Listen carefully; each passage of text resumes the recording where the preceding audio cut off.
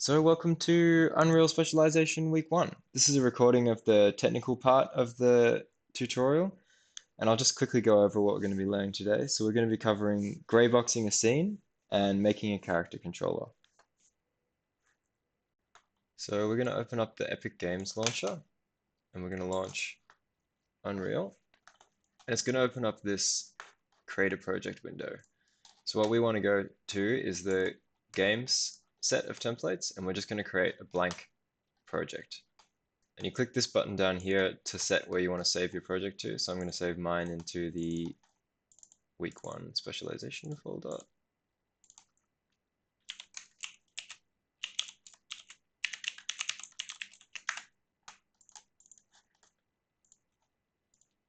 And then over here you can set the name.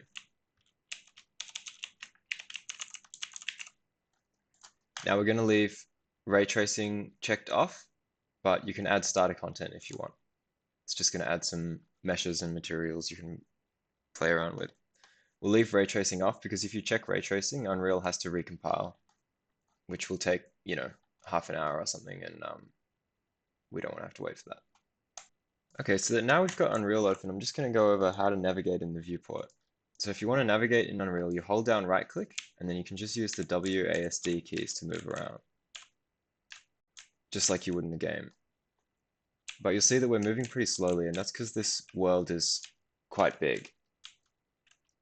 So to speed up how fast your camera moves, you can use the scroll wheel to scroll up, and you'll move faster. And you can scroll down to slow down again. So in Unity, you'll be familiar with the inspector, the hierarchy, the scene, and the toolbar and the project. So Unreal is just exactly the same. There's just different names for everything. So in Unreal, the hierarchy is called the outliner, and it's over here on the right, whereas in Unity, it's on the left. And in Unity, the inspector, which shows you the details of whatever you're clicking on, is called the details panel in Unreal. And that's also here on the right. Ooh. Didn't mean to do that. So when we click on stuff, it's going to show the details of it, like the transform and if it's got some variables. Now, in Unity, your project window is called Content Browser in Unreal. And by default, when you open up Unreal 5, the content browser won't be visible. So at any time in Unreal 5, when you want to bring up your content browser, you can press Control Space, and that'll bring up your content browser. And then when you click off it, it's going to disappear again, which I guess is nice if you want to have a clean viewport, but often I find it a bit annoying. So if you want to bring back your content browser, you can go Window, Content Browser, click Content Browser 1, and that'll just bring up your content browser window again. And that'll just stay docked now. So we're going to make a new empty level from scratch. We're not going to use this default one that is there when you start up the engine. So we're going to go up to File, New Level, and we're just going to create a completely empty level. Okay, so now we've got our empty level. Let's add some stuff. So we're going to go, if anytime you want to add primitive objects or lights or anything like that into a level, you're going to use the Place Actors tab. So we're going to go up to Window, Place Actors. So that's going to open up the Place Actors tab. So you can see across the top here, there's these different little toolbars, and these show you different things you can add into your scene. So we've got lights, some basic shapes, visual effects stuff, some cinematic stuff. Most of these you're not going to need, but we're going to go over to shapes, and we're going to drag in a cube. Now, when you default drag it in, it's going to be somewhere random off from the center of the world. So we're just going to click on the cube, and we're going to go over the details panel, and we're going to just zero out the location of this.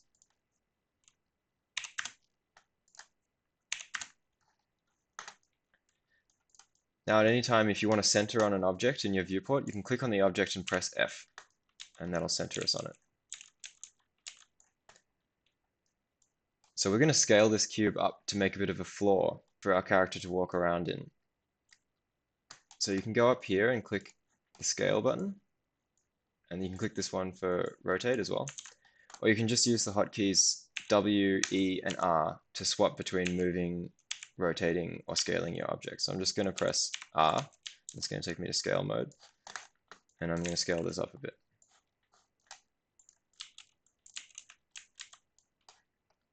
Okay, so now we have a floor, but it doesn't look very interesting. So we're going to need to add some lights.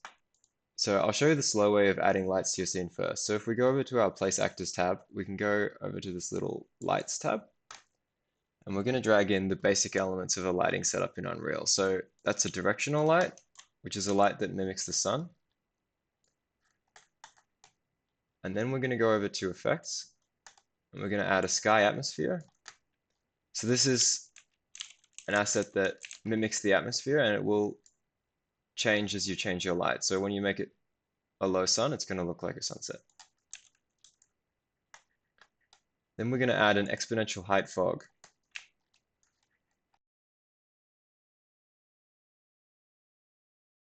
And if you want clouds, you can add volumetric clouds.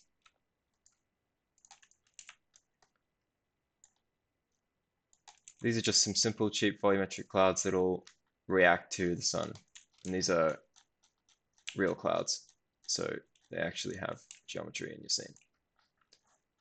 I'm going to stand it back on my cube by pressing F and slow down my camera a lot. Okay, so that's the slow way of adding in basic lighting, but I'm going to show you the fast way as well. So because people set up these basic lights so often when you're first setting up a scene, Unreal's made a shortcut for it. So we're going to delete everything we've got here, all the lights. We're going to leave our cube, and we're going to go up to Window, Environment Light Mixer. And this is a little shortcut tab that allows you to just quickly create all your basic lights by just pressing these buttons. So if you've got a new scene and you want to just quickly get a lighting set up, you can just use that shortcut. But that's doing exactly the same thing as what we did, which was going over to the Place Actors tab and dragging those elements in.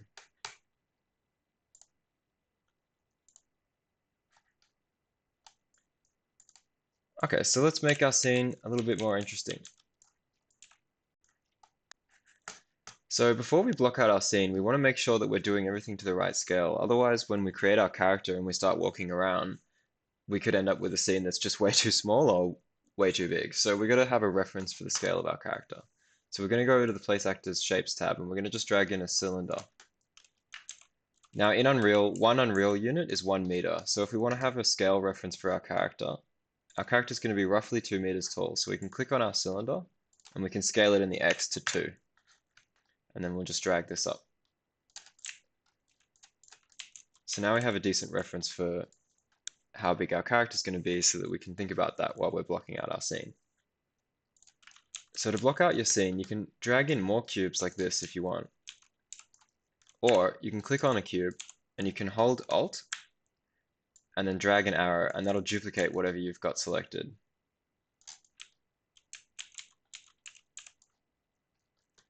So now I'm just going to quickly go over the snapping tools. So up here in the toolbar, this controls grid snapping. So if we set this to something like 1,000, it's going to snap our cube to grid sizes of 1,000. If we set it down to like 50, now it's going to be snapping to grid sizes of 50. And if you click the little blue tab, then now there's going to be no grid snapping at all. Same thing with rotation. You can set the rotation angle here and toggle snapping on and off. And same thing with scale. This little button here allows you to swap between world space and local space while you're editing an asset. So you can see here, if I press this button, now all of our gizmos are in the local space of the object we're editing. And if I press it back, now we're back in world space.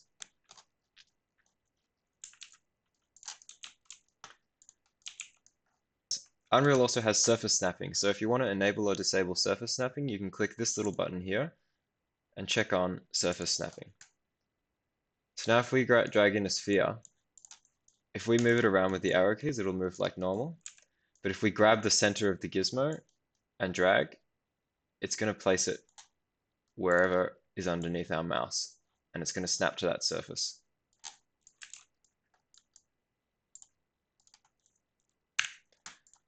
Okay, so now we're just going to use Alt Drag to just block out a gray box for our scene.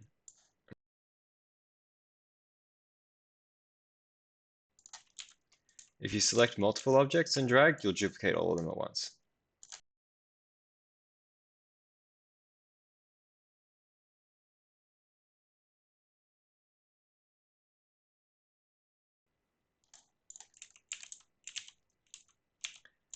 Okay, so now we have like a little bit of a factory scene going on.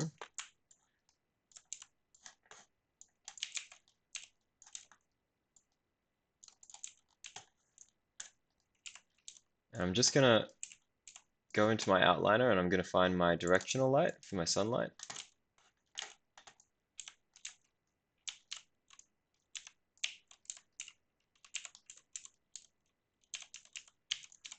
And I'm going to press E to rotate it, and I'm going to rotate it around. I'm going to disable rotation snapping while I'm adjusting the sun because I want to have finer control. I'm just going to rotate this around and find a nice angle for the sun.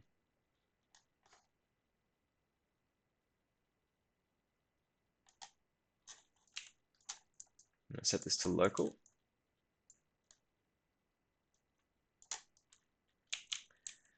I think something like that's nice.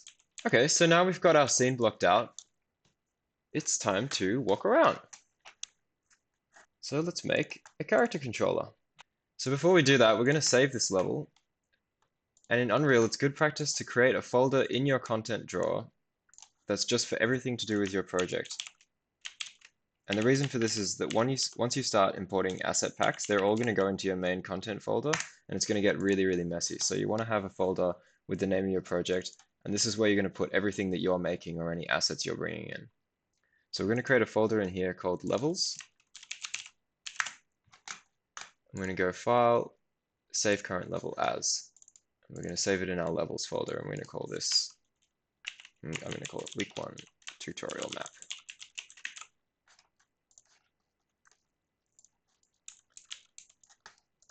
Cool.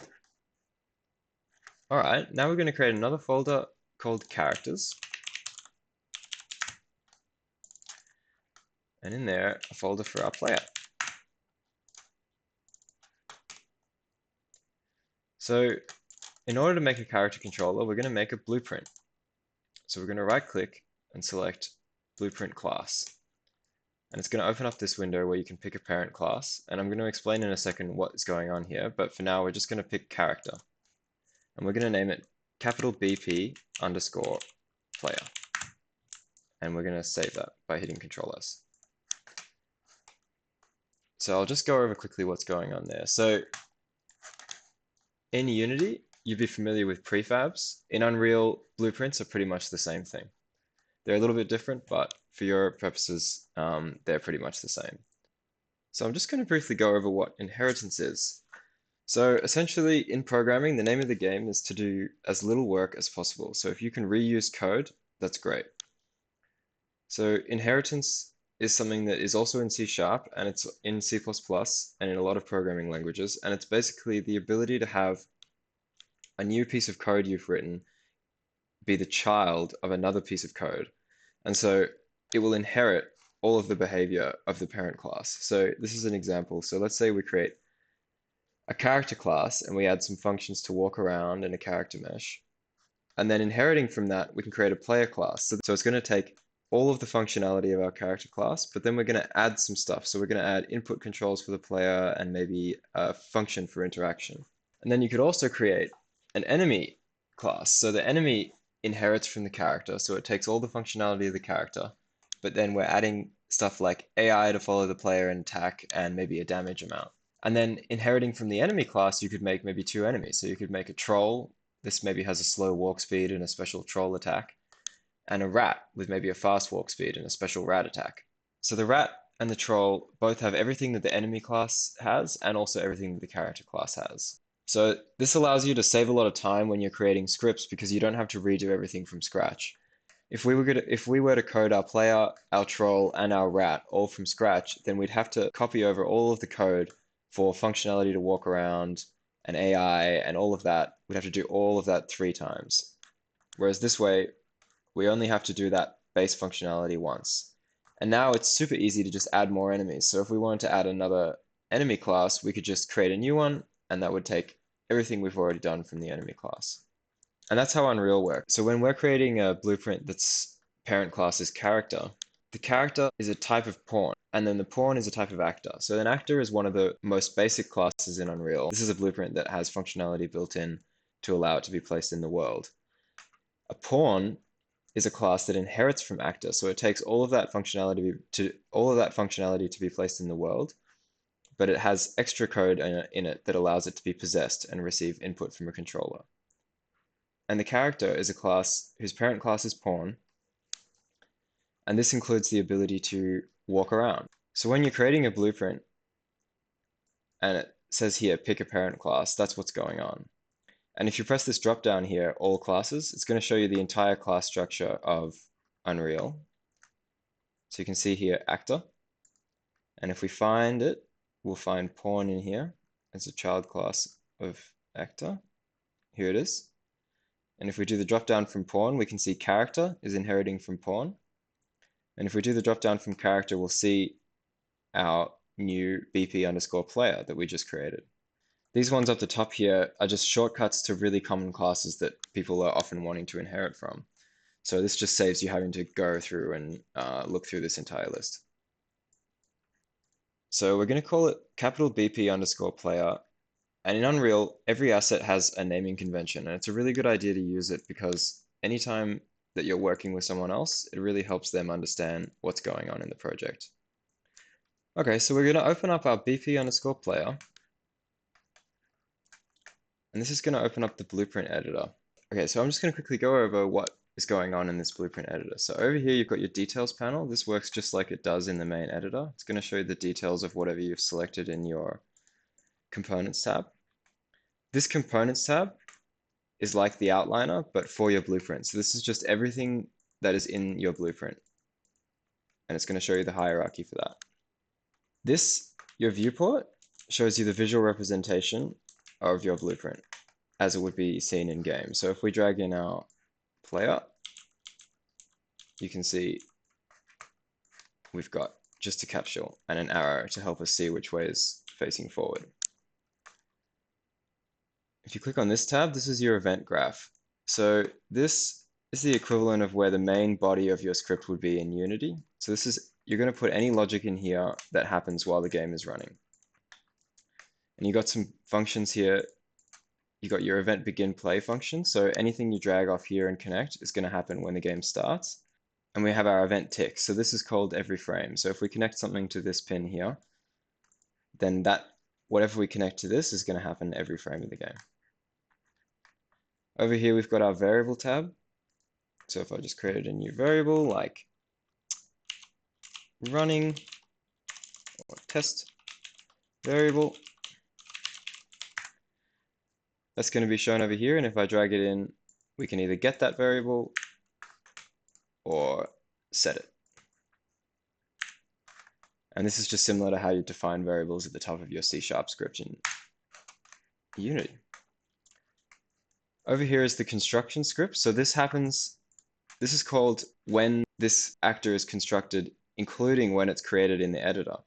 So you want to use this for any time you need stuff that you want to be able to see being updated in the editor. So let's say you had material that you wanted to dynamically change, you would put that functionality in the construction script.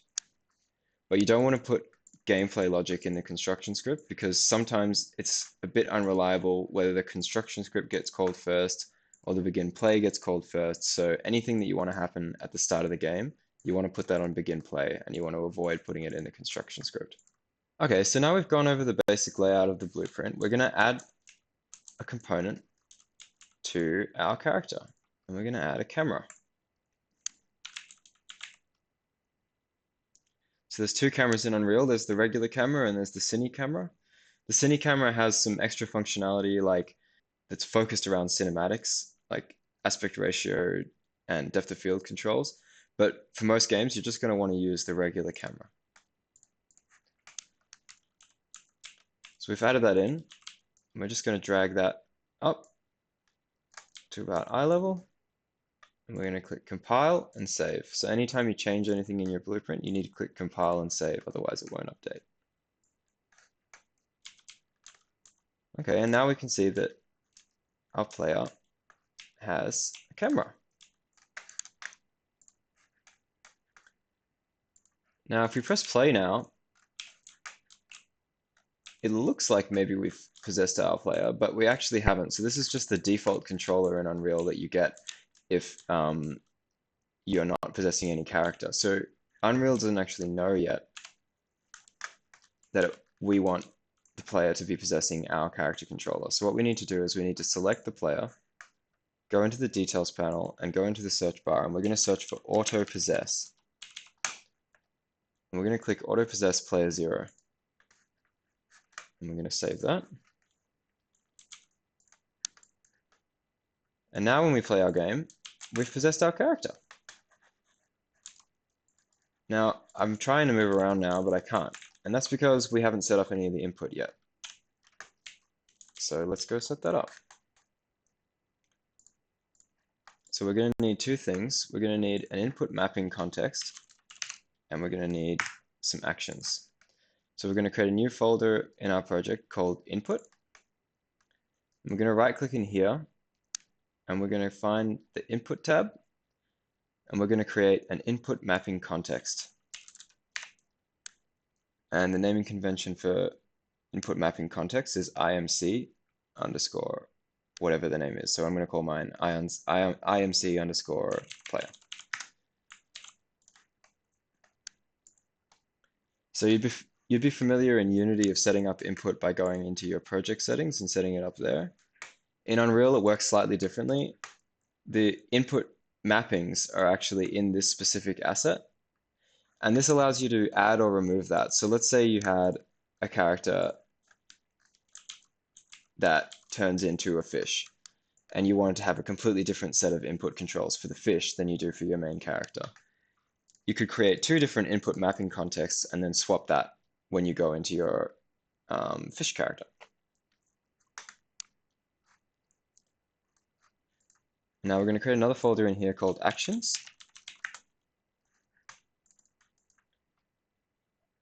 And we need to create an input action.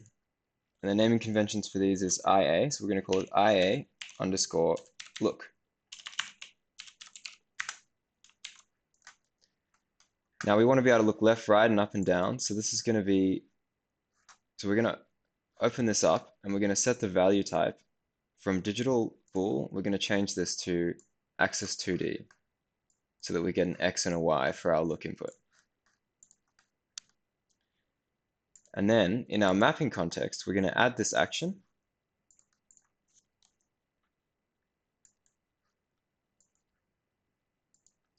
And if you click this little arrow, it'll give you the drop down, and we're going to find mouse XY 2D axis.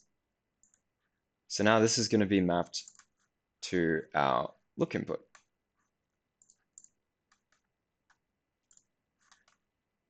So now we're going to go back to our player blueprint. And before any of this works, we need to add this mapping context to our player. So we're going to do this on the begin play function. So on begin play, we're going to right click in the blueprint, and we're going to go get controller. So this is going to get whatever is currently controlling this blueprint. We're going to drag off of this pin, and we're going to type cast to player controller. So what this is doing is it's getting the controller and it's checking, is the thing that's controlling us the player controller? And if it is the player controller, then we're going to drag off of this, and this is a real mouthful, and I'm not going to go over exactly what's going on here, but we're just going to have to set it up. We're going to type enhanced input local player subsystem. So we want to get the enhanced input local player subsystem. Now, before we do anything with this, we're just going to quickly check that it is valid. So if for whatever reason we don't have this subsystem, then we're not going to run any of this code. So we're going to hook up this execution pin.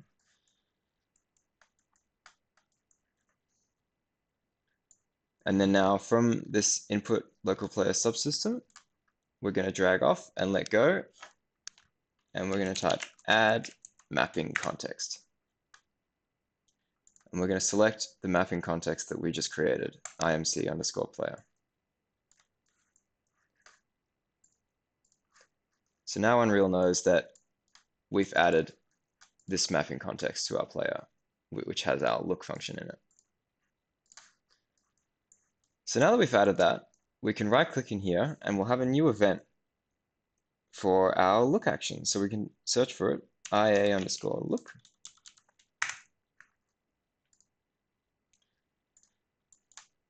And the action value is going to be a vector 2D, but we want to actually just get the X and the Y. So we're going to right click on this little blue pin and we're going to select split struct pin. And that's going to give us the X and the Y. So off of X, we're going to drag off and type add controller your input. And we're going to connect that to onTriggered. And then off of Y, we're going to go add controller pitch input.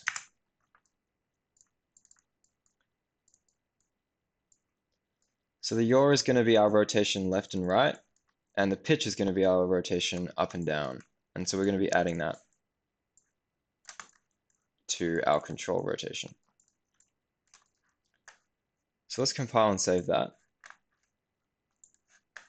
And then now, let's run our game. Okay, so we've got left and right working, but up and down's not working yet. And the reason for that is that we haven't told our camera that we want it to use our control rotation. So we're going to go back into our blueprint. We're going to go to the viewport, and we're going to select the camera. And we're going to check this little box here, use pawn control rotation. And we're going to compile and save that. And now when we press play, we're getting input from our camera, and up and down is working as well as left and right. But you'll notice that up and down is inverted.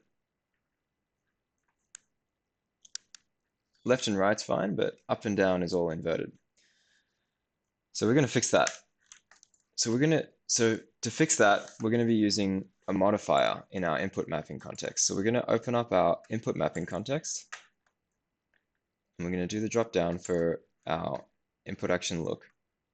And we're going to add a modifier. And we're going to use the negate modifier. So you want to click this little arrow here. So by default, negate is going to negate everything.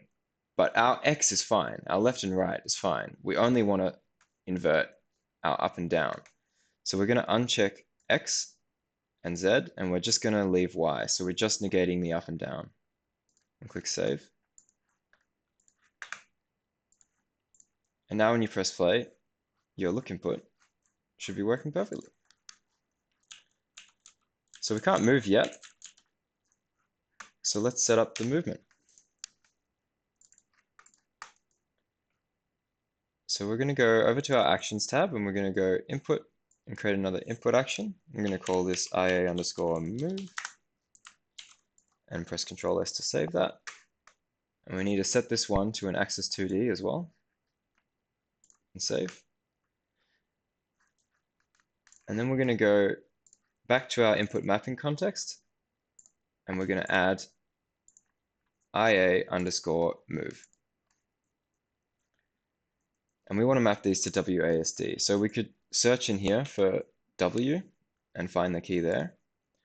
Or you can click on this little keyboard button and then type the key into your keyboard, and it will set it to that.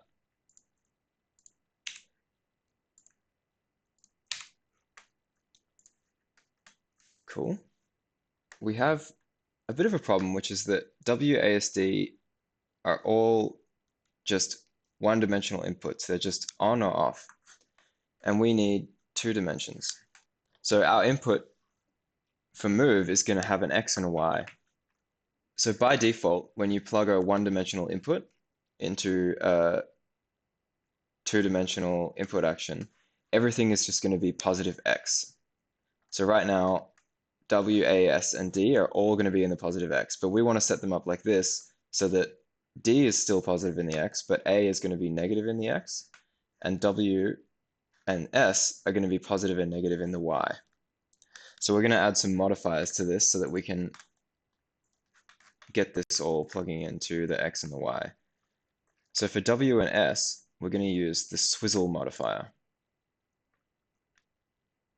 Swizzle input axis values. And that's going to change and you can set the order here, and we want to leave that at Y, X, Z. So that's just going to mean that the first thing that W is getting plugged into is Y. And same with S.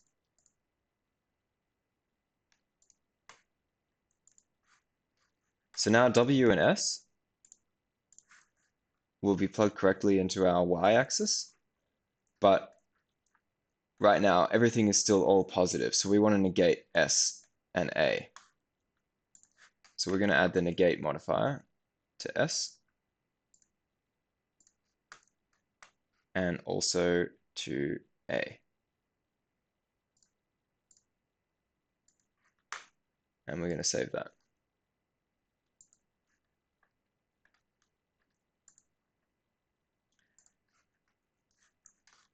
Cool. So now, when we go over to our player character again, we'll have a new input action for moving. So we can type in IA_move. And we'll do the same thing we did with the look, where we're going to right click on this little blue pin and we're going to go split struct pin so that we can get the X and the Y. And we're going to use a function called add movement input. So we're going to right click in the blueprint and type add movement input.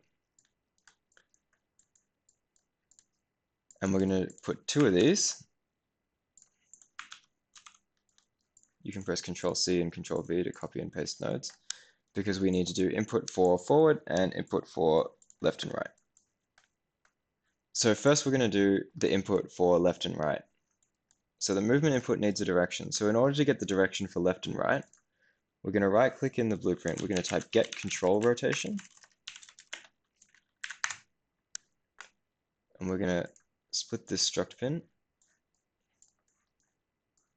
so that we can get separately the X, Y, and Z. And we're going to take just the roll and the yaw, and we're going to go get right vector. And we're going to split this struct pin as well. And we're going to plug just the roll and just the yaw into that. So now this is going to give us a vector for facing right from our character's perspective. And we're going to plug that into the direction for our movement input. And for the scale value, we're going to plug in the X from our input into the scale value for our add movement input node. And then we need to connect this into the on triggered so that it is triggered when we get input from our mouse. Now we're going to do a similar thing for the forward and back, but we're going to go get control rotation again, split it, and then we're going to go get forward vector, and we want to choose just this top one here, and go split struct pin. Now, for the forward input, we only want to use the yaw, because if we are looking up, then this vector is going to be shorter while we're looking up, and we don't want that to happen. We don't want to have the forward and back input affected by whether we're looking up or not. We just want it to be affected by which direction we're facing. So the yaw is your rotation left and right. So we're just going to take that, and we're going to plug that into our add movement input. And for the scale value for that, we're going to take the Y.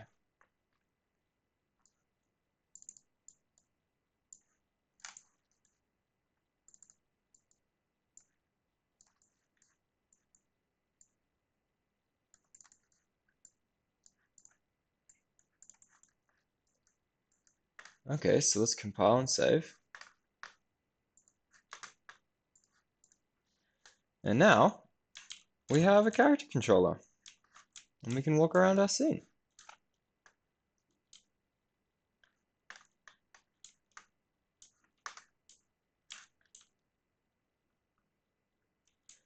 So if we were to build this game now,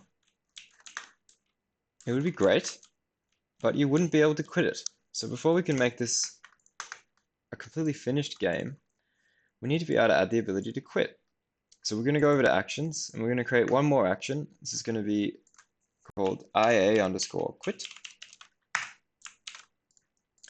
And we can just leave this as the default variable type of bool, because a bool is just a true or false value, and this is just one button we're pressing. You're either pressing the quit button or not. So that's fine. And we'll add that to our mappings.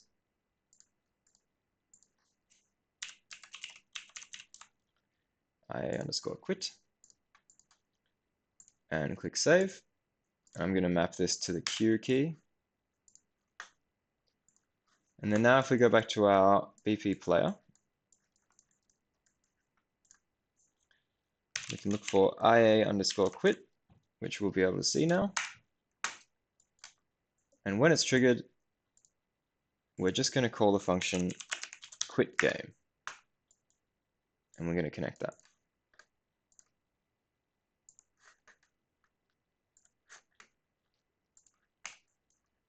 So now we can walk around, and if I press Q, it quits the game.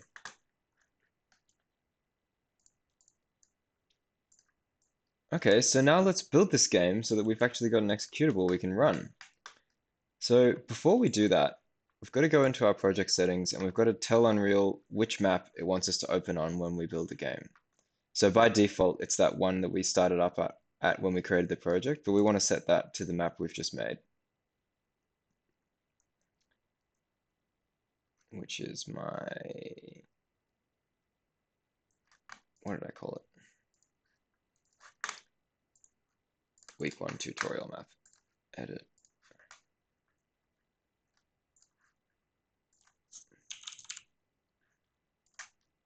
So I'm going to set the editor startup map to week 1 tutorial map. I'm also going to set the game default map to week 1 tutorial map. So this is going to be whatever map opens up when you open up the project, and this is going to be whatever map is opened when you run the game. Now we're going to go up to platforms, and you can select which platform you want to package to. We're going to be packaging to Windows. We're going to go Windows, Package Project. And I've already created a folder in here called Builds, and with today's date, and I'm going to build to there.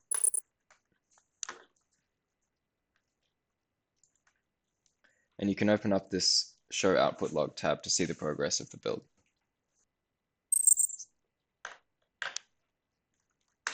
And then our build's done. So that took 1 minute. So we're going to go over to our builds folder. And here you'll see the executable. And this is our game. So we'll press that to open it up. And here's our game.